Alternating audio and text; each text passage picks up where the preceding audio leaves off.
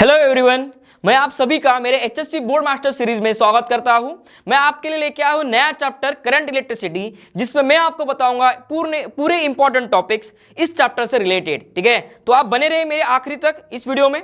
चलो, सबसे पहला टॉपिक जो है करंट इलेक्ट्रिसिटी में जो इंपॉर्टेंट है वो ये है केसीएल केवीएल। देखो, Kirchhoff's current law and Kirchhoff's voltage law. दूसरी इंपॉर्टेंट चीज, मैं इस वीडियो में आपको सिर्फ थ्योरेटिकल पार्ट बता रहा हूं, न्यूमेरिकल के बारे में इंफॉर्मेशन नहीं दे रहा हूं। न्यूमेरिकल के लिए मैं अलग से वीडियो बनाऊंगा। अब इसमें सिर्फ देखो थ्योरी क्या पूछ सकते हैं आपको, किरचॉफ्स करंट लॉ क्या है, किरचॉफ्स वोल्टेज लॉ क्या है, इसके डेफिनेशन अच्छे से याद करके जाना।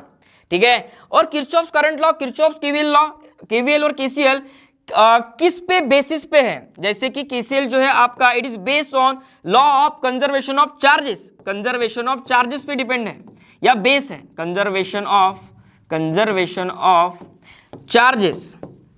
और आपका केवीएल जो है, ये it is based on law of conservation of what, energy. ये किस पे है, एनर्जी पे है।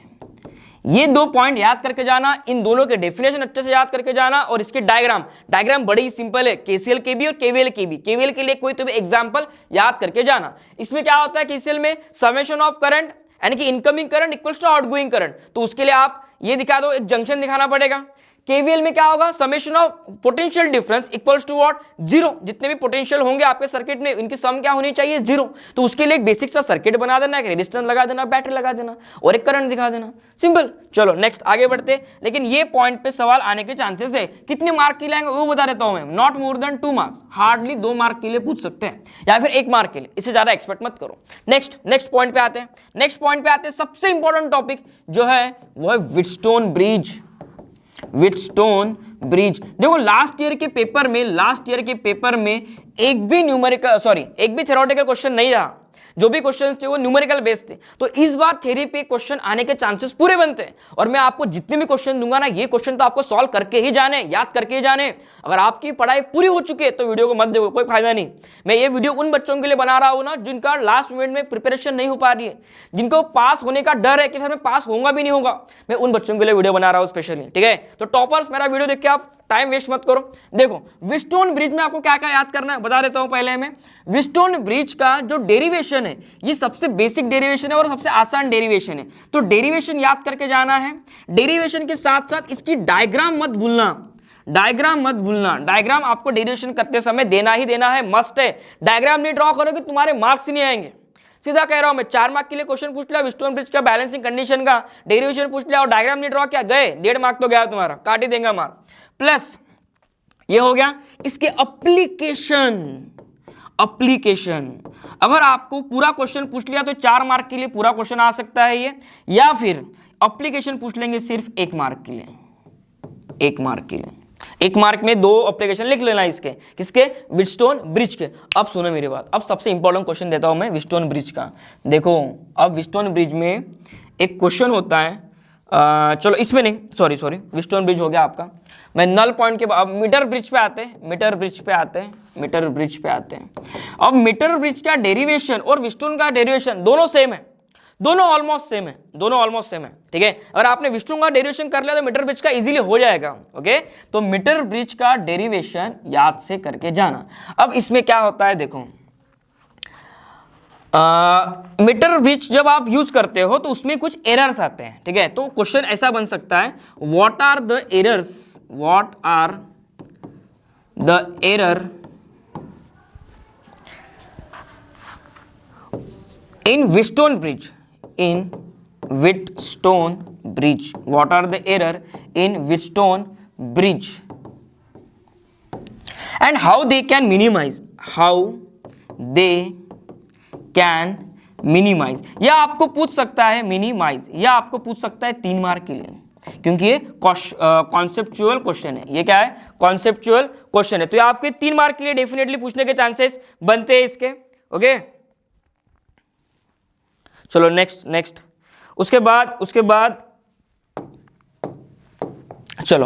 बाद मीटर ब्रिज में और एक सवाल बनता है, why null point is obtained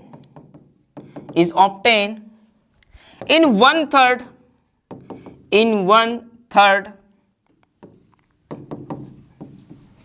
middle of wire in 1/3 middle of wire, ठीक है। ये क्वेश्चन को इंपॉर्टेंट मार्क को वेरी वेरी इंपॉर्टेंट मार्क कर लो, ठीक है। मैं देख लेता हूं आपको क्वेश्चन छूटा तो नहीं हमारा, ठीक है। Why null point is obtain in middle 1/3 position of wire, मैंने शायद से क्वेश्चन थोड़ा गलत लिख दिया है क्या, नहीं। Why null point is obtain in middle 1/3 of the wire, sorry middle 1/3 of wire,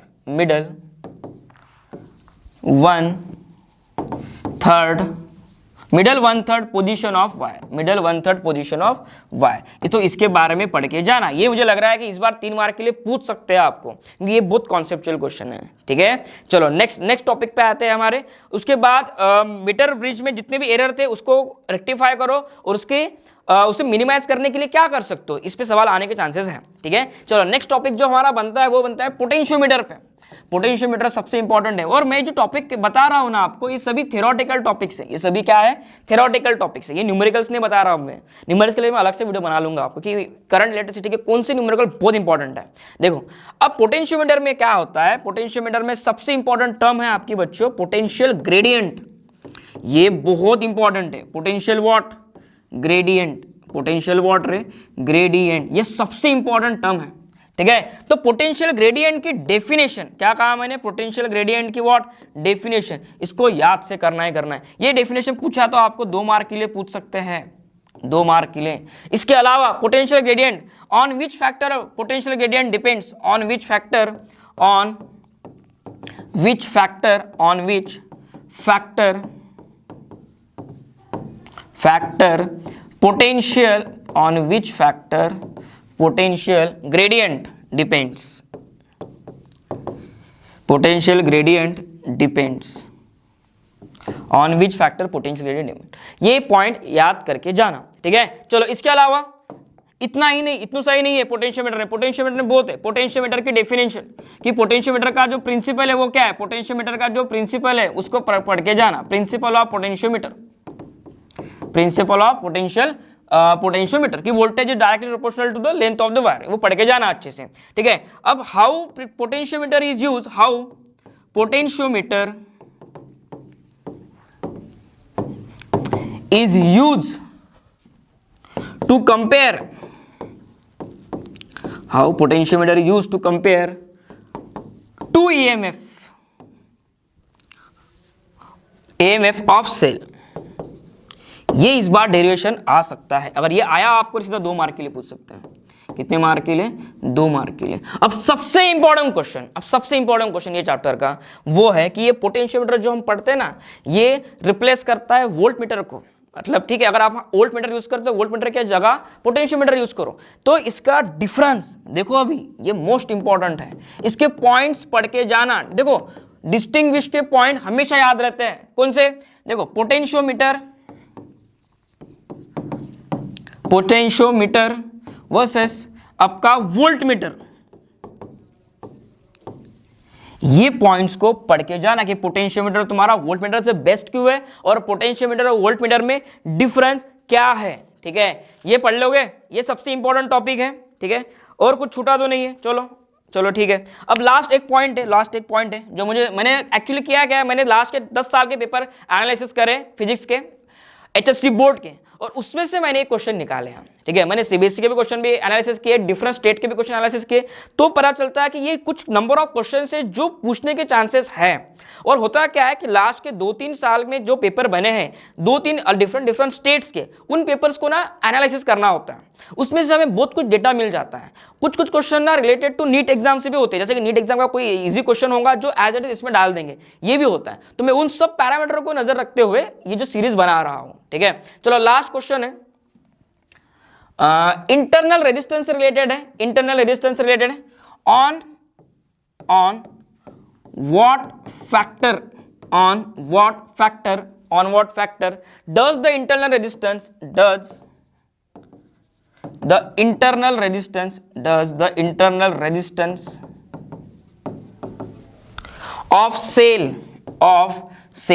depends on what factor does the internal resistance of cell depends। इस क्वेश्चन को करके जाना, अगर ये क्वेश्चन पूछा तो 2 मार्क के लिए पूछ सकते हैं, ठीक है। अब ये जो भी टॉपिक मैं बता रहा हूँ आपको, ये मस्ट है बच्चों। तो अगर आप चैप्टर छोड़ने पे हो, अगर आपको करंट अफेयर्स नहीं पढ़ा जा रहा है, आप छोड़ने पे हो, तो छोड़ने से पहले मेरा ये वीडियो देख लेना, और इसमें जो इंपॉर्टेंट मैंने क्वेश्चन बताया, अगर इसमें से आप पूरे क्वेश्चन करके गए तो बहुत अच्छी बात है, गारंटी देता हूँ 4 मार्क का तो मैंने जो बताया ना, इसमें तो आना ही आना है।